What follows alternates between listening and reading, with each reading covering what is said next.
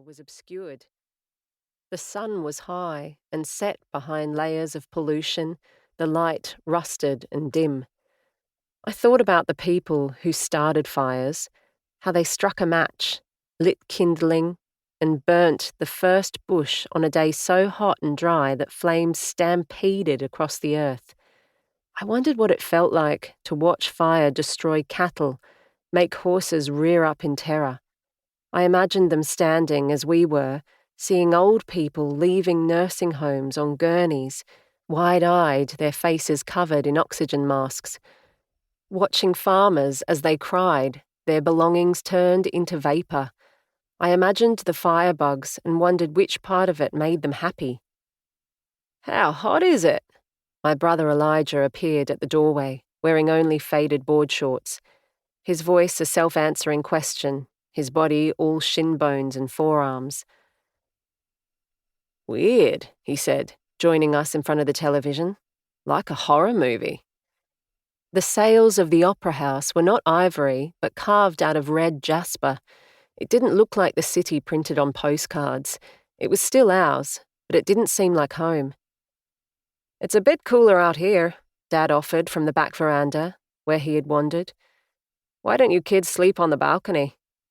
My mother stood from the couch and joined Dad on the veranda.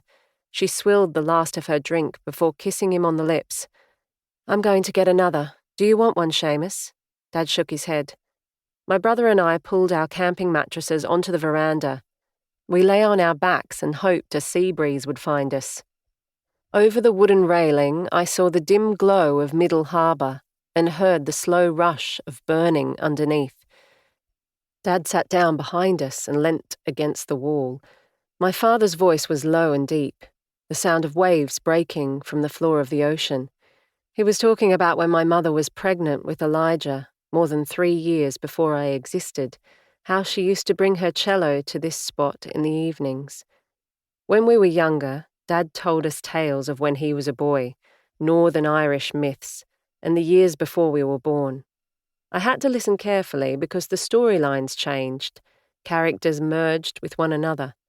There were sudden, unexpected endings, followed by new beginnings. Inside, the sound of my father's voice was a place that, for as long as I could remember, always made me feel safe.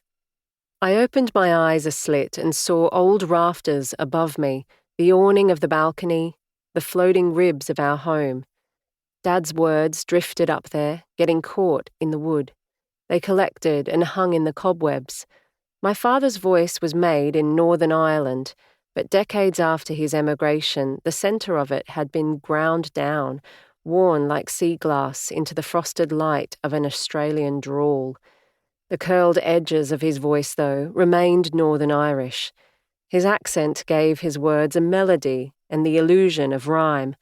I heard him smile as he recalled my mother's normally lean legs, swollen in the last trimester, malleable as if made from plasticine. "Rebecca was as big as a house, but it sure didn't stop her from playing." "Ah, Seamus, you're so cruel to me." My mother rejoined us on the deck. She sat next to my father and slapped him playfully on the stomach before she rested her head on his shoulder. It was one of my favourite places, the stillness as I listened for the spaces between his words. I saw the shape of my mother's buttocks as they half slipped off her wooden stool to accommodate her growing abdomen. Between her thighs, the body of her cello, wood more than 100 years dark, fell backwards. The cello's wooden neck to the left of her own, lovers that rested on each other. Years later, when things began to unravel, I followed strings of thought like yarn back to this. My brother and me, laying head to head, his dark curls touching my own long strands of sun-bleached auburn hair, our parents adjacent to us, soothing us with memory. It was there the string finished, the frayed end stuck to a cardboard roll.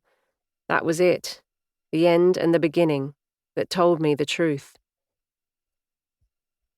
Elijah's life began inside our mothers, as he floated in trans-illuminated fluid.